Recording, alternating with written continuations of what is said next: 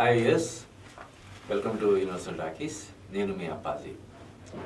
ప్రముఖ దర్శకుడు గుణశేఖర్ నిర్మాతగా కూడా మారి రూపొందించినటువంటి యుఫోరియా సినిమా ఫిబ్రవరి 6వ తారీఖున ప్రేక్షకుల ముందుకు రాబోతుంది. ఈ నేపథ్యంలో గుణశేఖర్ అంటే ఈ సినిమా ముందు వచ్చినటువంటి గుణశేఖర్ సినిమా శాకుంతలం బాగా డిసప్పాయింట్ చేసింది.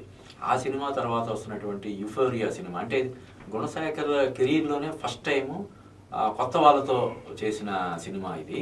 అంటే తన కెరీర్ బిగినింగ్ నుంచి కూడా పెద్ద స్టార్స్ తోటి అతను చేసుకుంటూ వచ్చాడు.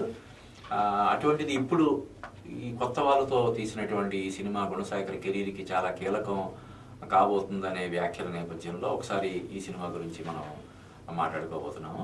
ఇందులో గుణశేఖర్ మహేష్ బాబు కాంబినేషన్లో వచ్చి ఘన విజయం సాధించినటువంటి ఒక్కడిలో హీరోయిన్గా నటించినటువంటి భూమిక యుఫోరియా చిత్రంలో ఒక కీలక పాత్ర పోషించింది. అలాగే ప్రముఖ దర్శకుడు గౌతమ్ వాసుదేవన్ కూడా ఈ సినిమాలో ఒక కీ రోల్ ప్లే చేశారు. ఇంకొకటి ఏంటంటే ఈ సినిమాకి సంబంధించినటువంటి ఒక పెద్ద అడ్వాంటేజ్, బిగ్గెస్ట్ అడ్వాంటేజ్ ఏంటంటే సారా అర్జున్ ఈ సినిమాలో నటించడం. సారా అర్జున్ హిందీ సినిమా ప్రేక్షకులందరికీ కూడా సుపరిచితమైనటువంటి పేరు సారా అర్జున్. ఆ అమ్మాయి నటించినటువంటి దురంధర్ ఏ రేంజ్లో విజయం సాధించిందో మనం చూసాం. ఇప్పటికి కూడా నడుస్తూనే ఉంది. రేపు దురంధర్ 2 కూడా, అంటే దురంధర్ ది రివెంజ్ అనే సినిమా మార్చి 19వ తారీఖున ప్రేక్షకుల ముందుకు రాబోతుంది. అంటే ఇప్పటివరకు హిందీ ఇండస్ట్రీలో కానీ కాదు, ఇండియన్ ఫిల్మ్ ఇండస్ట్రీలో నెలకొల్పినటువంటి రికార్డులన్నింటినీ బ్రేక్ చేసిన సినిమాగా దురంధర్ ఒక చరిత్ర సృష్టించింది. ఈవెన్ పుష్ప 2 రికార్డ్స్ కానీ, యానిమల్ మొత్తం ఇప్పటివరకు ఏ సినిమాల మీద ఉన్నటువంటి రికార్డ్స్ అన్నింటినీ కూడా బ్రేక్ చేసి ఓన్లీ హిందీ వెర్షన్ ద్వారానే 1000 కోట్లు కలెక్ట్ చేసిన ఆ సినిమాలో నటించినటువంటి సారా అర్జున్ యుఫోరియాలో నటించడం అనేది చాలా పెద్ద అడ్వాంటేజ్ కాబోతుంది. ముఖ్యంగా ఈ సినిమా అంటే దురంధర్ సినిమా చేయడానికి ముందే, ఆ సినిమా ఒప్పుకోవడానికి ముందే ఈ సినిమా యుఫోరియాలో ఆమె నటించడానికి అంగీకరించిందని చెప్పి మనకు తెలుస్తుంది.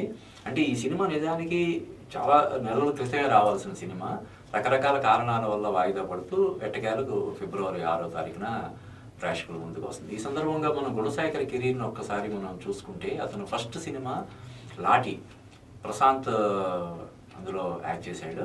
ఆ సినిమా పర్వాలేదు, మోస్తరు విజయం సాధించింది. తర్వాత సొగసు చూడతరమా అని నరేష్ ఇంద్రజాతో తీసినటువంటి సినిమా ఒక యునిక్ కాన్సెప్ట్ తోటి, అప్పటి వరకు తెలుగులో రానటువంటి ఒక కాన్సెప్ట్ తోటి ఆ సినిమా తీసి అంటే దర్శకుడిగా మంచి పేరు తెచ్చుకున్నాడు ఆ సినిమాతో.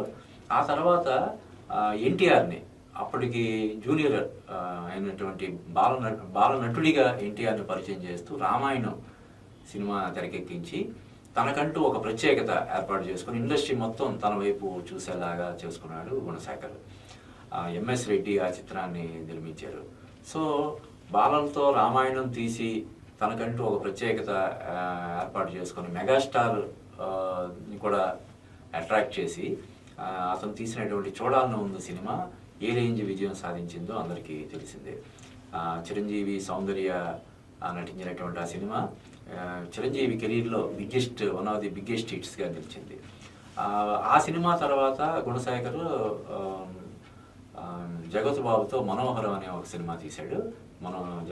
జగత్ బాబు, లయ అందులో జంటగా నటించారు. కానీ ఆ సినిమా అంటే సినిమా పరంగా అతనికి డైరెక్టర్గా బాగానే స్కోర్ చేసినప్పటికీ కూడా కమర్షియల్గా ఆ సినిమా ఆశించిన స్థాయిలో విజయం సాధించలేదు. అయితే ఆ తర్వాత వచ్చినటువంటి మెగాస్టార్తో తీసినటువంటి మరో సినిమా మృగరాజు, ఇది అసలు చాలా అంటే బిగ్గెస్ట్ డిసప్పాయింట్మెంట్గా నిలిచింది. ముఖ్యంగా ఆ సినిమా తర్వాత ఆ సినిమా తీసినటువంటి నిర్మాత మరో సినిమా తీయలేనంత విధంగా కోలుకోలేని విధంగా దెబ్బతిన్నారు ఆ సినిమాతోటి, మృగరాజు తోటి. మృగరాజు సినిమా ఆ స్థాయిలో ఆశాభంగం కలిగించినా కూడా ఒక్కడు సినిమాతో మళ్ళీ అతను బౌన్స్ బ్యాక్ అయ్యాడు. మహేష్ బాబు కెరీర్లోనే అప్పటికి బిగ్గెస్ట్ హిట్గా ఆ సినిమా నిలిచింది. ఎంఎస్ రాజు ఆ సినిమాని ప్రొడ్యూస్ చేశారు. ఆ సినిమాలోనే భూమిక నటించింది. అది అంటే మహేష్ బాబుకి స్టార్డమ్ తెచ్చిన సినిమాగా మహేష్ బాబు కెరీర్లో ఒక ప్రత్యేకమైనటువంటి చిత్రంగా నిలిచిపోయే సినిమా ఒక్కడు. ఆ సినిమా తర్వాత అంటే నాకు తెలిసి మిగతా ఏ దర్శకులు కూడా మహేష్ బాబుతో పూరి జగన్నాథ్ 2 సినిమాలు ఇలాగా కొంతమంది ఒక 2 సినిమాల వరకు చేశారేమో కానీ 3 సినిమాలు మహేష్ బాబుతో వరుసగా, అది కూడా మధ్యలో వేరే హీరోలతో చేయకుండా వరుసగా 3 సినిమాల దర్శకుడిగా, మహేష్ బాబుతో 3 సినిమాలు తీసినటువంటి దర్శకుడిగా గుణశేఖర్ తనకంటూ ఒక ప్రత్యేకత సొంతం చేసుకున్నాడు. ఒక్కడు, తర్వాత అర్జున్. దాన్ని అర్జున్ సినిమాని మహేష్ బాబు సోదరుడు రమేష్ బాబు నిర్మించాడు. ఆ సినిమా కూడా అంటే ఒక్కడి రేంజ్లో కాకపోయినా కూడా బాగుంటుంది సినిమా. దర్శకుడిగా గుణశేఖర్కి కూడా మంచి పేరు తెచ్చిపెట్టింది. అంటే అప్పటికే ఉన్న అతని పేరుని పాడు చేయకుండా నిలబెట్టింది.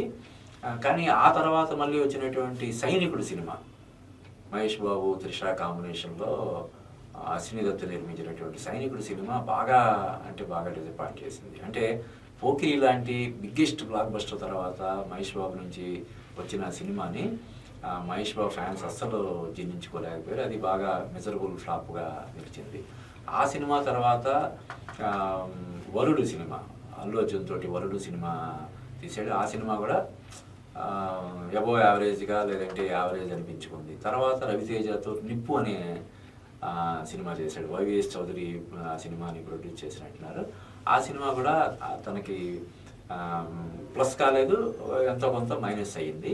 అయితే ఆ తర్వాత వచ్చినటువంటి సినిమా రుద్రమదేవితో మళ్ళీ గుణశేఖర్ బౌన్స్ బ్యాక్ అయ్యాడు.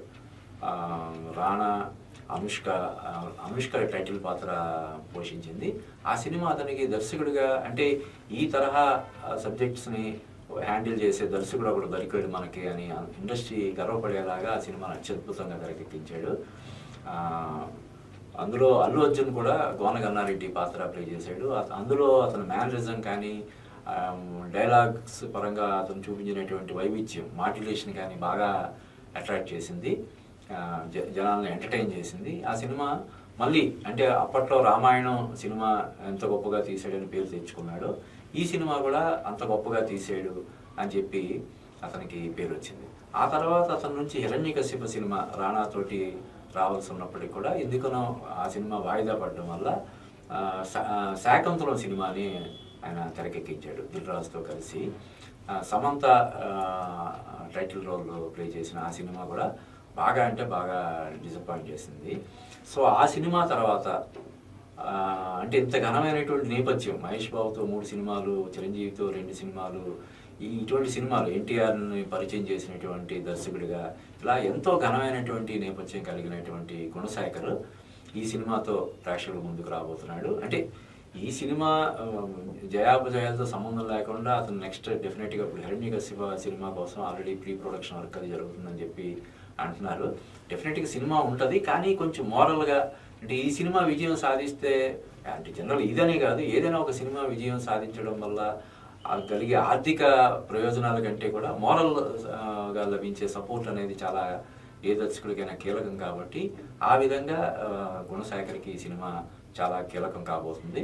సారా అర్జున్ ప్రజెన్స్ ఈ సినిమాకి ఒక మెయిన్ అసెట్గా ఉండే అవకాశం ఉంది. అలాగే భూమిక గత కొన్ని సంవత్సరాలుగా ఇంపార్టెంట్ క్యారెక్టర్ రోల్స్ చేస్తూ ఆకట్టుకుంటున్న విషయం మనం చూసాం. అలాగే గౌతమ్ వాసుదేవన్ ఎంత మంచి ఆర్టిస్టో కూడా మనం చూస్తున్నాం. అంటే అతను ఎంత గొప్ప డైరెక్టరో అంత మంచి ఆర్టిస్ట్గా కూడా పేరు తెచ్చుకుంటున్నాడు. సో అతను ఇందులో కీలక పాత్ర చేశాడు. గుణశేఖర్ డాటర్ ఈ సినిమాని ప్రొడ్యూస్ చేస్తుంటే కీరవాణి తనయుడు కాలభైరవ ఈ చిత్రానికి సంగీతాన్ని సమకూర్చారు. అయితే ఈ సినిమా చూసిన వాళ్ళు కొంతమందికి నచ్చకపోవచ్చు, కొంతమంది మధ్యలోనే లేచి వెళ్ళిపోయే అవకాశం ఉందని చెప్పి ఆయన మెంటల్గా కూడా ప్రిపేర్ చేస్తున్నాడు. అంటే అంటే ఇది మాదక ద్రవ్యాలు, నేరాలు నేపథ్యంలో జరిగే ఒక సినిమాగా, ఇప్పుడు మన సమాజంలో జరుగుతున్నటువంటి కొన్ని ఘటనల ఆధారంగా చేసుకొని ఈ సినిమాని తెరకెక్కించడం జరిగిందని ఆయన ఇంటర్వ్యూల్లో గుణశేఖర్ చెప్తుండడం మనం చూస్తున్నాము. ఏదేమైనా ఈ సినిమాతో, యుఫోరియా సినిమాతో గుణశేఖర్ మంచి విజయాన్ని సాధించి తర్వాత అతను తీసే హిరణ్యకశిప సినిమాతో మళ్ళీ అతను పూర్వ వైభవం పొందాలని అయితే మనం మనస్ఫూర్తిగా కోరుకుంటున్నాం.